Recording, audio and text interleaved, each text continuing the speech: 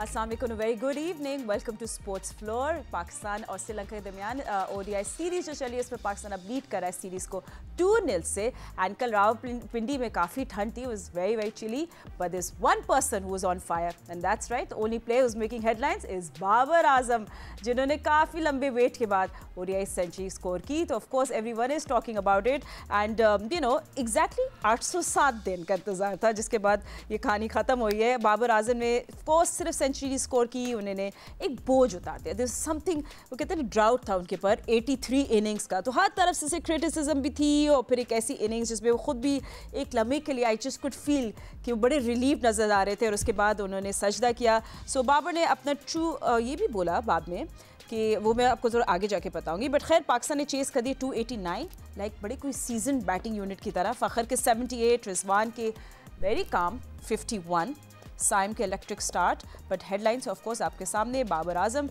थी जिन्होंने अब टाई कर लिया with Saeed Anwar the most ODI 100 by Pakistani, so that's 20 centuries in just 136 innings, third fastest ever.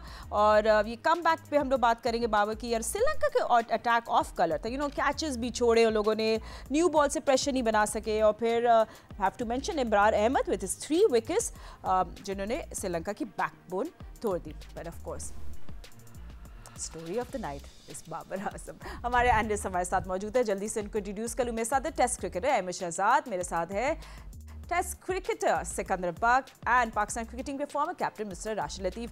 Rashid भाई, आई थिंक आज के शो में बहुत ज़रूरी है कि हम लोग शुरू करें with Babar. I mean everyone's talking about it, but आप लोग सबकी बात ज़रूर सुनेंगे, उनकी 83 इनिंग्स विदाउट सेंचुरी।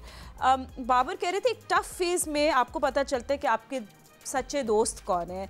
तो आपको क्या लगता है ड्रेसिंग रूम का कल्चर को कितना ज़रूरी समझते हैं एक ऐसे स्टार प्लेयर के लिए जो ड्राउट में जा रहा हो? तो how does one feel? I mean आप लोगों को ज़्यादा पता होगा।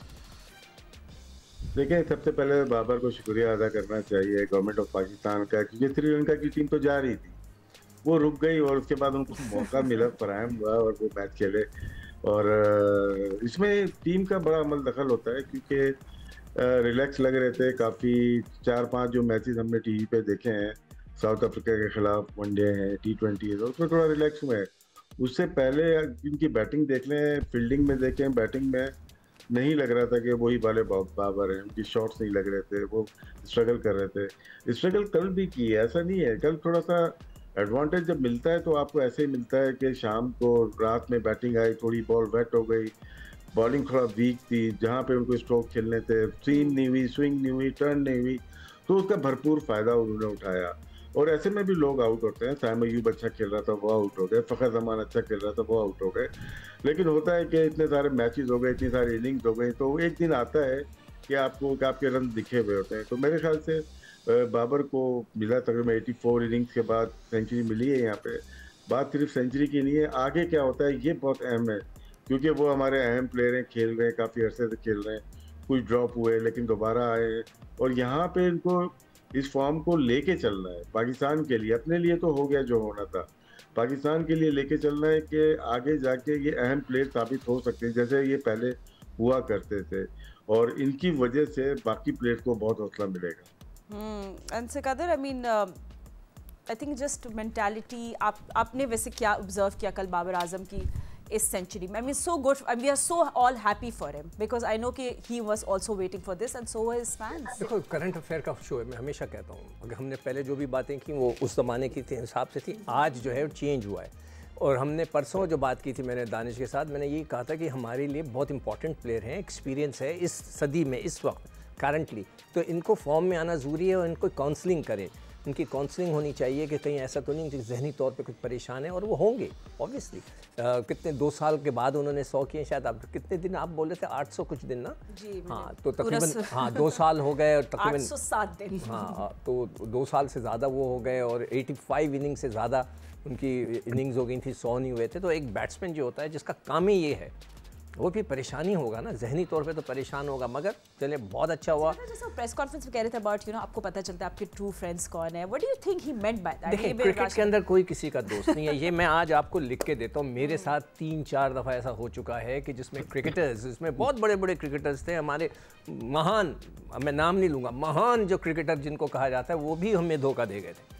धोखा दे गए थे, कह गए बीच में से निकल गए थे। तो किसी पे मैं क्रिकेट में भरोसा नहीं करता, अगर कोई बात करेगा तो बस सुन लूँगा, मगर मैं कभी भरोसा नहीं करूँगा। तो वो हो सकता है उनके साथ भी ऐसे ही हुआ। और फिर मैंने एक ज़माने में ये कहा था यहीं बैठ के कि वो सब कह रहे थे कि बाबर हमारी रेड लाइन है। मैंने कहा अभी कप्तानी बटनी शुरू हो जाए, आप देखें सब रेड लाइन साफ़ हो जाएगी। तो फिर ब्रेक सब आते हैं, फिर एक दूसरे के साथ मैंने अपनी आंखों से देखा है। राशिद मेरे साथ था उस टूर के ऊपर, जब मैं टीम एनालिस्ट और असिस्टेंट कोच था। 2-3 कप्तान बन चुके थे उधर।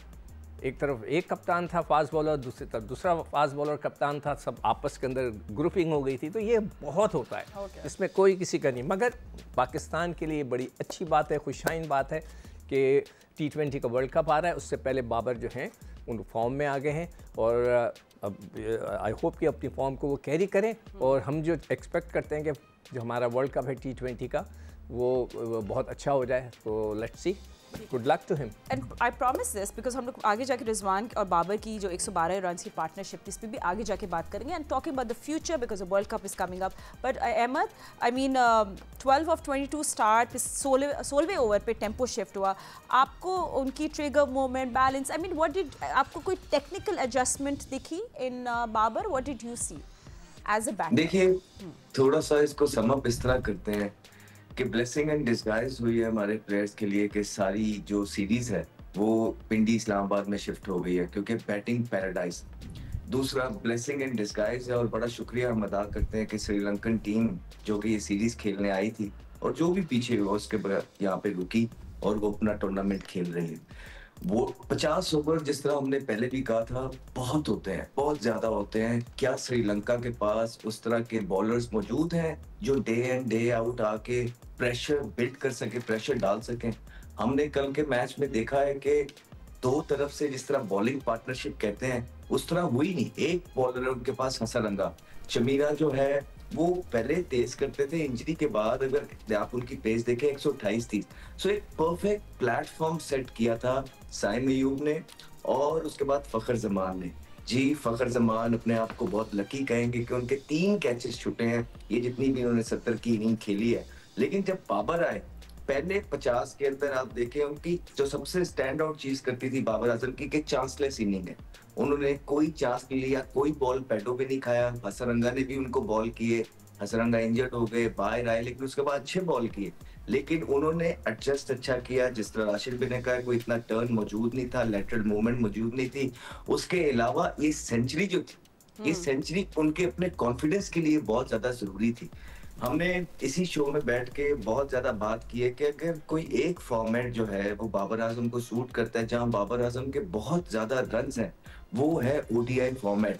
और इस सेंचुरी के बाद जो कि 83 लॉन्ग इनिंग्स के बाद उनकी आई है, यहाँ पे वो सबसे ज्यादा सेंचुरीज करने वाले बन गए। ये इटसेल्फ बड़ा मोरल बूस्टिंग है और इससे बाबर आजम को और ओडीआई की जो टीम है शाहीन अफरीदी को बड़ा फायदा होगा। T20 एक बिल्कुल डिफरेंट फॉर्मेट है, टेस्ट एक बिल्कुल डिफरेंट फॉर्मेट है, लेकिन ओडीआई के अंदर I personally always thought that Babar Azam has a best temperament, Babar Azam has a best consistency level. जितनी भी वो क्रिकेट खेले हैं बड़ी देर से मिसिंग हो रही है। जो 83 रन्स की इनिंग्स की हम बात कर रहे हैं, ये सारी मिला के थी। इसमें ऐसा नहीं था, हाँ वो वनडे भी बीच में फेल होते रहे, फ्लॉप होते रहे, तो वो सारी इनिंग्स काउंट होती गई। लेकिन वनडे एक ऐसा फॉर्मेट है जिसमें आपकी फिटनेस बड़ी मैटर करती है। आप अगर इनकी पीछे भी इनिंग्स उठा के देखेंगे तो 3-3, 4-4 सेंचुरियां इकट्ठी करते थे। बड़ा मुश्किल होता है एज अ बैट्समैन कि आपने एक सेंचुरी की है उसके बाद जाके अगले मैच में फिर सेंचुरी की है। आपकी फिटनेस, आपके बैटिंग मसल, इसका मतलब है टॉप ऑफ द गेम। तो यहाँ पे एक ब्लेसिंग एंड डिस्गाइज है कि श्रीलंका 50 ओवर का टूर्नामेंट खेलने आई है। हम उस चीज में बिल्कुल नहीं आज जाना चाहते हैं कि क्या ही बात होती जिन्होंने मुश्किल कंडीशंस में यंगस्टर्स ने खेला था उनको आसान कंडीशंस दी जाती। नहीं, आज बाबर आजम का दिन है, उन्होंने पाकिस्तान के लिए सेंचुरी की है। हम सबका फर्ज बनता है कि उनकी सेंचुरी की तारीफ करें। जो उन्होंने अच्छी चीज, स्पेशली जो मुझे सबसे अच्छी शॉट उनकी लगी है जब वो 90s में खेल रहे थे और चमीरा बॉलिंग कर रहा था, तब जाके गीले बॉल के साथ उन्होंने एक जो कवर ड्राइव मारी थी उसके मिड ऑफ और एक्स्ट्रा कवर के दरमियान में से गई थी, थोड़ा रूम बना के उन्होंने, ये स्टैंड आउट शॉट था उनके लिए। और इंशाल्लाह आने वाले वक्तों में उम्मीद ये करते हैं कि बाबर आजम ये जो फॉर्म है इसको कंटिन्यू करेंगे और इसी तरह बड़ी टीमों के अगेंस्ट भी जिनके पास अच्छे बॉलर जो प्रेशर डाल के रख सकते हैं उनके अगेंस्ट भी पाकिस्तान को इसी तरह फिनिश। अब एक एजेंडा तो आप खत्म करें ना, कि वो जो लोग कहते हैं कि भाई जो टॉप ऑर्डर फिनिश नहीं करता, किया है ना बाबर ने फिनिश, किया है ना बाबर ने फिनिश। तो इसी तरह इंशाल्लाह आगे भी उम्मीद यही है बाबर आजम से कि पाकिस्तान की जितनी इन्वेस्टमेंट है बाबर आजम पे, जितना सपोर्ट किया है पूरे पाकिस्तान ने बाबर आजम को, आप देखें आज भी जहां पे जिस ग्राउंड में बाबर आजम जाते हैं उनकी फैन फॉलोइंग है, उनको लोग चैंट करते हैं, ये सारी चीजें बाबर आजम की वजह से हैं, उन्होंने खुद ही कमाई है, ऐसी बात नहीं है। तो यहाँ पे उन्होंने अब वो करना है जिसको पाकिस्तान की जरूरत है। ये फॉर्म उनकी वापस आई है, इसको संभाल के रखें और बेहतर करें और मेहनत, सर झुका के मेहनत करें ताकि वो पाकिस्तान के लिए जो है ना मैचेस जितवा सकें। बहुत सारे लोग पूछे is the beginning of Babar Azam 2.0, but you know just अब ये रिदम हमें देखना है द नेक्स्ट सीरीज जो आने वाली सीरीज है, एंड लेट्स सी कि रिवाइवल है कि नहीं of Babar Azam. But congratulations to Babar Azam for this. Rashid भाई, अभी जैसे अहमद बॉलिंग की बात कर रहे थे, श्रीलंका की बॉलिंग फेलियर पे थोड़ी सी मैं बात करूँ, इसके बाद मैं फ़खर और रिजवान की बैटिंग पे आऊँगी। बट श्रीलंका ने पहले 8 ओवर्स में, I was just looking at the score का, 73 रन कंसीड किए। सो ये जो न्यू बॉल का डिसिप्लिन है, आई मीन ये ओडीआई क्रिकेट में आपको बहुत पनिश करता है, I mean specially in Asian conditions. देखिए हसीथा ने जो बॉलिंग की है वो दोनों लेफ्ट हैंडर्स से, उनकी अच्छी राइट हैंड को आउट स्विंग होती है, वो देखा था हमने। उनकी लेग स्टंप पे बॉल पिच होके और ज़्यादा स्विंग होके पाँव पे जा रही थी, जो कि 2 लेग बाई के चौके हो गए, वाइड हो गई, फ्लिक किया चौका हो गया। तो वहाँ पे बहुत ज़्यादा रन कंसीड किए हैं। शायद वो लंबी बॉलिंग करके उनको 1 ओवर से ज़्यादा नहीं देना चाहिए था। फिर समीरा को देखते हैं, उन्होंने भी बहुत अच्छी बॉलिंग नहीं की। शुरू में अटैकिंग मोड पे नज़र आए हमारे दोनों बैटर। फ़खर जमान को भी हमने देखा कि वो शुरू के जो थे ओवर उनमें टाइम किया, उन्होंने ज़ोर से मारने की कोशिश की।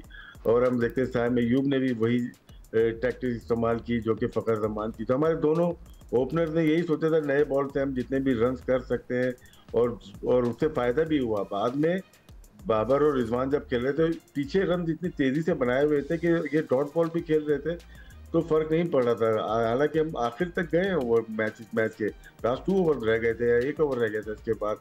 तो इसका मतलब है कि जो शुरू में जो अप्रोच थी फ़खर की और साइम की, वो बहुत पॉजिटिव थी, अच्छी थी, जिसका भरपूर फ़ायदा उठाया बाबर आजम ने और रिजवान। बिल्कुल, I mean he hit only 2 boundaries but उन्हें मेंटेन किया tempo with running between the wickets, sharp twos, rotation of strike. So we will talk about Rizwan. And क्या रिजवान के लिए जगह है इन T20s? Should we see him there or not? हमारे analyst हम और भी बात करेंगे because world cup is coming up, and of course Fakhar की बैटिंग भी बात करनी, bowling just after a short break, don't go anywhere. कल मैच में जब मोहम्मद रिजवान आए तो पाकिस्तान को एक हीरो की ज़रूरत नहीं थी, they needed a supporting star, and that's exactly what Rizwan was. उनकी इनिंग्स भी थी यू नो स्टेबल, काम और consistent and completely in sync with Babar. सिको रिजवान कि पहले तो अब you know let's talk about how he came in today, sorry yesterday, और किस तरह उन्हें बाबर को भी सपोर्ट किया, and exactly what we expect from Rizwan. नहीं, वो जैसे अहमद ने बोला ना, इसमें ओवर्स बहुत होते हैं और इसमें आपको टेम्परामेंट आपके पास है। और देखें, मैं हमेशा कहता हूँ ना कि जो चेस करके लोग स्कोर करते हैं मैं उनको मानता हूँ। तो कल दोनों ने चेस करके माना, करंट अफेयर का प्रोग्राम है तो बहुत आला, मैं मतलब मुझे खुशी हुई थी। चेस कर रहे हैं और then you win, that's good. और स्कोर भी ये नहीं था कि 150 रन थे, अच्छे खासे रन थे, 280 के करीब रन थे और बहुत अच्छा उन्होंने चेस किया। 2 चीज़ें तो पहले मैं इस मैच की बात करूँ। नंबर 1 कि हमें लगता है कि हमें पिच रीड करने नहीं आती, हम एक्स्ट्रा स्पिनर क्यों खिला रहे हैं। मुझे ऐसा लग रहा है बार बार ये नज़ला जो है इब्रार पे क्यों गिराया जा रहा है। कहीं ऐसा तो नहीं कि जो कोच हैं वो किसी लेग स्पिनर के इंतज़ार में हैं कि उनकी जगह बनी रहे। तो भाई आप 2 स्पिनर खिला लें। मगर मुझे जो उनका मूड लगता है कि वो ऑलराउंडर्स पे बिलीव करते हैं, वो चाहते हैं कि 8वें नंबर पे भी एक बैट्समैन हो और ऑलराउंडर हो। तो फिर वो आ जाएगा शादाब और आपके पास नीचे एक बॉलर होगा, 2 आपके पास स्पिनर्स आ जाएंगे, 2 पेसर हो जाएंगे, आपकी टीम मुकम्मल हो जाती है। मगर कल भी जो है एक स्पिनर खेल सकता था, फैसल अकरम को खिला देते। हम नए बच्चों को सिर्फ जो है डेकोरेशन पीस के तौर पे समत को रखा था, T20 में बगैर खिलाए फारिग कर दिया था। मैच है मे बी। हाँ, और उसके बाद जो है वो मोहम्मद वसीम को 17 मैचों के बाद उनको खिलाया माशाल्लाह से। फिर उस्मान तारिक को आखिरी में एक मैच दे दिया। तो वो डेकोरेशन पीसेस हैं ये बेचारे लड़के। यही लड़के आपको देखिएगा कि वर्ल्ड कप में जाएंगे, इनके अलावा एक आधा चेंज होगी, उसके अलावा कुछ नहीं। मैं ये समझता हूँ कि इसलिए कि रिजवान का एक्सपीरियंस है 106 मैचेस का, 3,500 रन का है, उसको आप डालें T20 में, उसकी जगह बनाएं। आपके पास जो आगा की जगह है उसकी जगह वो अंदर एडजस्ट हो सकता है और आगा नीचे आ जाए। तो इस किस्म की कुछ एडजस्टमेंट करें, इसलिए कि उसका एक एक्सपीरियंस है जो कि हमें ज़ाया नहीं करना चाहिए, वर्ल्ड कप के लिए ज़रूर इस्तेमाल करना चाहिए। बाद में ऐसा ना हो कि लोग कह रहे होंगे जी वो उसको छोड़ कर गए थे तो भाई आपका ये मैच गड़बड़ होगी। तो we must utilise all the forces जो भी हैं। तो अभी जो ट्राई सीरीज़ होगी देखता हूँ मैं कि उसमें उसका नाम आता है नहीं आता। अगर उसका नाम आ गया तो मैं समझ जाऊँगा कि जो मैं सोच रहा हूँ जिस लाइन पर वही चीज़ होगी।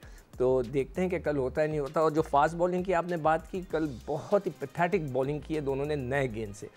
अगर आपके पास लेफ्ट हैंडर खेल रहा है तो एक अच्छे बॉलर की निशानी यही होती है कि अगर गेंद पड़ के आपके अंदर आ रहा है लेफ्ट हैंडर को तो आप आउटसाइड ऑफ स्टंप पे आ जाएं। ये तो क्वालिटी होती है बॉलर की। और क्या होती है, बॉलर का काम ही यही होता है कि अगर कोई गेंद इधर पड़ के बाहर जा रही है तो उसको ऑफ साइड से अंदर लेकर आए ना। तो ये उसकी क्वालिटी होती है। लाके उधर गेंद करते तो वो गेंद वहाँ से अंदर आता या वहीं से बाहर निकल जाता, एंगल बन जाता, मगर वो नहीं कर सके। तो आई एम वेरी बहुत ज़्यादा मैं डिसअपॉइंटेड हूँ नसीम शाह से, इसलिए कि उनकी बॉलिंग में वो बात ही नहीं नज़र आ रही, वो क्वालिटी नज़र नहीं आ रही। जो कैरेबियन लीग खेल कर आए थे तो बहुत इंप्रूवमेंट आ गई थी। I am very sorry. मुझे तो वो ओवरऑल हाँ बिल्कुल उनकी बॉलिंग कर बिल्कुल वो देखिए हमारे पास चॉइसेस है ना, वसीम भी मौजूद है, नीचे हारिस भी है, आपके पास शाहीन भी है। तो इसलिए मुझे लगता है कि उसकी शायद जगह ना बन सके। और उन्होंने अच्छी गेंदें नहीं की है T20 के अंदर, हो सकता है उन्हें कुट पड़ जाए जिस तरह की वो लेंथ पे गेंद कर रहे हैं। तो वसीम ठीक है, उन्होंने इतनी मज़ेदार गेंद भी नहीं की। असूलन कल वसीम से नया गेंद कराना चाहिए था। हारिस नहीं पसंद करते नया गेंद करना, वो थोड़ा से शर्माते हैं नया गेंद करने से, तो उनको होल्ड कर लेते, वसीम से ट्राई कर लेते। यू नेवर नो, उनका गेंद ज़्यादा अच्छा होता। पिछले मैच में आपने देखा होगा वो लेफ्ट हैंडर को बड़े अच्छा गेंद कर रहे थे, बाहर निकाल रहे थे। तो हाँ, तो वो चीज़ हो जाती तो हमें एक अच्छा नया बॉल का बॉलर मिल जाता। हमें पता तो चले कि हमारे पास जो बॉलर्स हैं किस ऑप्शन में। आप उनको एक ही बॉलर पे अगर स्टिक कर जाएं एक प्लेयर के पर, भाई ये यही होगा, ओपन भी यही करेगा, मिडिल ऑर्डर में इसके अलावा कोई नहीं है, तो फिर आप तरक्की नहीं कर सकते। सही है। सो अहमद, अब देखिए, good thing, I think Pakistan should go for the kill, they should win the series 3-0, but at a risk of what do you think Pakistan थोड़ा सा रिस्की चेंजेस लेना चाहिए उन लोगों को? Do you see other players coming in to play tomorrow? I mean of course Shaheen को तो हम देख लेंगे होपफुली। नहीं, क्या रिस्की, मतलब रिस्की इसमें क्या हो गया है? आपको पूरी सीरीज ही यंगस्टर्स को खिलानी चाहिए थी। असूलन अगर आप बात करें कि आपके जो सारे प्लेयर्स हैं, ये सारे जो भी अपने यंगस्टर्स खिलाए थे, ये सारी मुश्किल कंडीशन में खिलाए जिन्होंने मैचेस जितवाए हैं। आपने प्लेयर्स को उनके नंबर पे नहीं खिलाया, उसके बाद आपने उनको बाहर कर दिया। तो इसमें रिस्की तो कुछ नहीं था, लेकिन वो नहीं खिलाएंगे। हमें अब समझ जाना चाहिए कि ये सारे सिनेरियो के बाद जो हमने ओवर द इयर्स जो है ना 1-1.5 साल के अंदर एक्सप्लेन किया है, जो भी टीम के अंदर होता रहा है, इससे पाकिस्तान क्रिकेट बोर्ड को कोई ऐसा फर्क नहीं पड़ रहा है। वो इसीलिए नहीं पड़ रहा है, वो समझते हैं कि पीछे प्लेयर्स उस तरह के डेवलप मौजूद नहीं है, राइट। इसीलिए 7-7, 8-8 टूर्नामेंट्स के बाद भी, हारने के बाद, राउंड से बाहर होने के बाद भी लगातार यही कोशिश होती रही है और अभी तक भी यही हो रही है कि किसी तरह इन्हीं प्लेयर्स से परफॉर्मेंस कराई जाए, इनको बेस्ट कंडीशंस प्रोवाइड की जाए, किसी न किसी तरीके से वो परफॉर्म। और जब पूरा इदारा, अमला, कोचिंग स्टाफ, हर एक इंसान इस चीज की कोशिश कर रहा होता है तो इवेंचुअली प्लेयर सारे 19-20 ही होते हैं, प्लेयर्स ने परफॉर्मेंस कर ही जानी होती है। तो इसमें कोई भी रिस्क नहीं था, इनफैक्ट फ्यूचर था। और ठीक है, अगर आपने नहीं खिलाना है यंगस्टर्स को, नहीं खिलाना है, डेवलप करना है, और ये श्रीलंका की जो बॉलिंग आई हुई 50 ओवर के, इसी से हल्ला गुल्ला मचाना है, तो आप रिजवान को भी ठीक कह रहे हैं सिक्कू भाई, वापस ले आए T20 के अंदर। आपने फिर उसको क्यों छोड़ दिया अकेला? आप उसको भी वापस लेके आए, वो भी फिर एक्सपीरियंस है, वो भी कोई अच्छा प्लेयर है, कीपर तो वैसे ही वो ठीक है। तो फिर जरूरत नहीं है आपको किसी यंगस्टर्स की तरफ जाने की। अगर होती तो अभी तक बहुत ज्यादा हमें चीजें नजर आ गई होती, लेकिन अभी तक जो चीजें या जो प्लानिंग नजर आ रही है वो यही नजर आ रही है कि इन्हीं प्लेयर्स के साथ जो है नोवा इवेंट खेलने भी पाकिस्तान जरूर चाहेगा। And all we can do is just wish them all the best, क्योंकि हमारा काम हम जबरदस्ती नहीं कर सकते। हमारा काम होता है जो नजर आए वो बताते रहना। हमने 1-1.5 साल इस पूरी कौम और अवाम को सारी चीजें हकीकत बताई है और हम इतना ही कर सकते हैं। और अभी आने वाले मैच के अंदर भी जो हमारे सामने प्रोड्यूस होगा हम उस पर तज्जिया कर देंगे। पिछला मैच गुजरा, पाकिस्तान जीता, बहुत जबरदस्त जीता। हाँ जी, श्रीलंका की ODI साइड बिल्कुल एक माठी सी साइड लग रही है। आप सनत जसूरिया को देखें, आप उनकी बॉलिंग देखें, ना मलिंगा, ना लकमल, ना हैरत, ना मतलब कि ये वो श्रीलंका की साइड है जिनके पास ODI के अंदर एक लेफ्ट आर्म स्पिनर नहीं है जिसको वो खिला लें।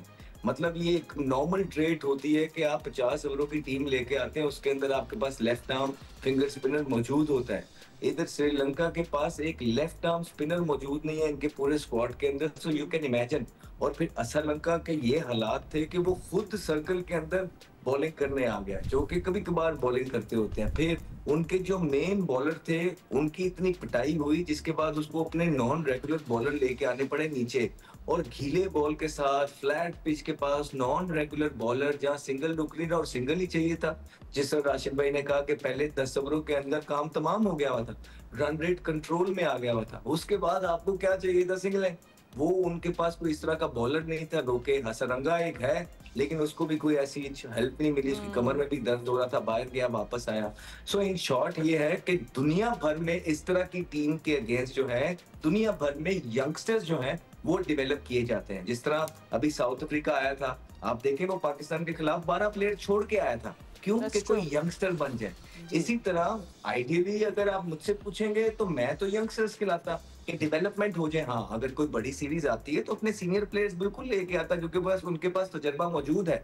लेकिन ये छोटे बच्चे होते हैं जिनको आप डेवलप करते हैं इस तरह की सीरीज में, जो कि पाकिस्तान बिल्कुल मूड में भी नहीं है, ना ही वो करना चाहता है। बड़ी वजूहात हैं, अगर आप उनकी तरफ से भी सुनेंगे, पीसीबी की तरफ से, वो कहेंगे जी स्पॉन्सरशिप है, वो कहेंगे जी फैन फॉलोइंग है, वो कहेंगे जी 10 साल की इन्वेस्टमेंट है, वो कहेंगे जी फ्रेंचाइज क्रिकेट के मालिकान है, तो वो उन पे भी बड़े प्रेशर है। तो ये सारे केओस से बचना भी पीसीबी ने था और किया भी पीसीबी ने है। सो आप वो जो कर रहे हैं, हमने उसको एक तो बैक करना है, और ऊपर से परफॉर्मेंस डे बाय डे हम जो है अपना बताते रहेंगे कि ये किया है आज। जैसे हम लोग हमेशा कहते हैं ना, हम लोग विनिंग कॉम्बिनेशन के साथ ही जाएंगे आगे। So I think this is what our team says, हमारी मैनेजमेंट बोलती है। बट राशिद भाई, हमने आपसे ज़रूर पूछना था अबाउट फ़खर एज वेल। कल फ़खर के थे 78, आई मीन वो एक्चुअली चेस का स्पाइन थे। आपको क्या डिफरेंट लगा अबाउट फ़खर यस्टरडे? क्योंकि वो अक्सर मिडल ओवर्स में ही गेट्स स्टक, मगर हमने देखा स्ट्राइक रोटेशन भी हमने देखा कि वो फोर्स नहीं कर रहे थे या चेज नहीं कर रहे थे big shots. So you know boundaries भी खुद ही उनके पास आ रही थी। सो गुड टू सी। आपने क्या देखा? देखिए, शुरू में जब उनको बाउंड्रीज मिल गई, वो लकी थे बहुत ज़्यादा कि उनको फीड हो गई और बहुत ज़्यादा रन बना लिए। जब आपके 25 रन बन गए, 30 रन बन गए ना, फिर लंबी इनिंग्स के लिए जाना चाहिए था। और फ़खर ऐसे प्लेयर हैं जो कि लंबी इनिंग्स खेलते हैं, डबल सेंचुरी भी की है, 190 भी किए हैं, 150 भी किए हैं। तो कल उन्होंने अपनी जो मेहनत है वो ज़ाया कर दी, और वो अच्छे बल्ले पे अच्छी आ रही थी उनके, और वो प्रेडिक्ट हो जाते हैं कि आप निकल के मारेंगे। ये वनडे में, T20 में चल जाता है, वनडे में वो अपनी इनिंग्स खुद ज़ाया करते हैं, क्योंकि प्रेशर उनके पास था। T20 में जैसा लोग सोच रहे थे वैसा परफॉर्म नहीं हुआ था, तो वनडे का फॉर्मेट आ जाता है, उसमें आप उसको बेहतर तरीके से लेके आ जाते हैं। सेम चीज़ शाहिद अय्यूब, वो दोनों ही अपनी इनिंग्स ख़त्म करके आ जाते हैं और हर बॉल एयर में मारने की कोशिश करते हैं, जिसकी वजह से इनकी इनिंग शॉर्ट होना शुरू हो गई है। फ़खर जमान को चाहिए कि वो लंबी इनिंग खेले। शुरू की मुश्किल बॉलें होती हैं, स्विंग हो रही है या लेग बी फोर बोल्ड होने के चांसेस होते हैं, वो आपने गुजार लिया है। जब 30-35 रन हो गए, फिर आप जाए एंड तक जाए। बॉलिंग क्या थी फ़खर के लिए? मेरे ख्याल से फ़खर ने कल अपनी इनिंग को मिस किया है।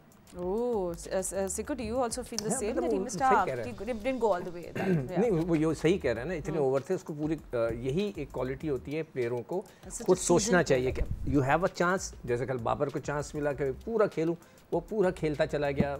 इसी तरह फ़खर को भी पूरा खेलते हुए चले जाना चाहिए। कल एक और चीज़ हुई, कल आपने 2 लड़कों को चेंज किया, शाहीन को बिठाया, वेरी गुड, मगर तबीयत ख़राब, कहा कि जी उसकी तबीयत ख़राब थी। अगर वो यकीन करो, अगर वो मैनेजमेंट ये कहती ना कि जनाब हमने जो है ना तब्दीलियां की हैं, 2 देखते हैं, मुझे बड़ी खुशी होती है। Captain, just new captain. मैं आपको 6 टीमें दिखा दूं। वर्ल्ड कप से पहले जो इंडिया में हुआ था, रोहित शर्मा बाहर बैठ गए थे। मैं आपको निकाल के स्कोर कार्ड दिखाता हूँ, कोई बात नहीं, वो कप्तान थे, उससे कोई फ़र्क नहीं पड़ता। आप नए बच्चों को मौका देते हैं, आप अपने छोटे वाले प्लेयरों को ऊपर भेज के देखते हैं कि भैया वो अच्छी बैटिंग कर सकता है नहीं कर सकता। आपने उस्मान को खिलाया, आपने मोहम्मद हारिस को खिलाया, मौका दिया ऊपर, आपने नहीं दिया। वो वही 8वें नंबर पे, 6ठे नंबर पे 2 ओवर रह गए, 3 ओवर रह गए। और जो मैंने आपको बताया नहीं था, लिस्ट बताई थी, आपने भी 2 नाम उसमें डाले थे कि भाई इरफान खान और ताहिर तैयब, ये पूरे लड़के वो हैं जो नीचे खेलते रहे, कभी उन्हें मौका नहीं दिया। यही वक्त होता है जो अहमद शहजाद कह रहा है कि ये जो सीरीज़ होती हैं, छोटी सीरीज़ होती हैं, इसमें आप नए बच्चों को ट्राई करके देख लेते हैं। अब नहीं कर सकते आप, इसलिए कि वर्ल्ड कप 3 महीने के बाद है, इन्हीं लड़कों को लेके चले। मगर बैटिंग ऑर्डर प्लीज़ रीशफल करें। बैटिंग ऑर्डर में कभी आपने फ़हीम को ऊपर भेज दिया, कभी मोहम्मद नवाज़ को ऊपर भेज दिया, इस तरह नीचे से ऊपर लड़कों को भेजें ताकि उनकी बैटिंग प्रैक्टिस हो, छोटी टीमों के खिलाफ वो परफॉर्म करें। ये एक नॉर्मल रूटीन थी हम जब खेला करते थे कि नीचे के जितने लड़के थे पूरे स्विच कर देते, रीशफल हो जाती थी बैटिंग लाइन, ऊपर के 5 नीचे, नीचे के 5 ऊपर। इसलिए कि उस ज़माने में खान साहब जो थे वो 10वें नंबर पे आते थे, कभी 9वें नंबर पे आ रहे होते थे, तो उनकी बैटिंग थी हमारे पास।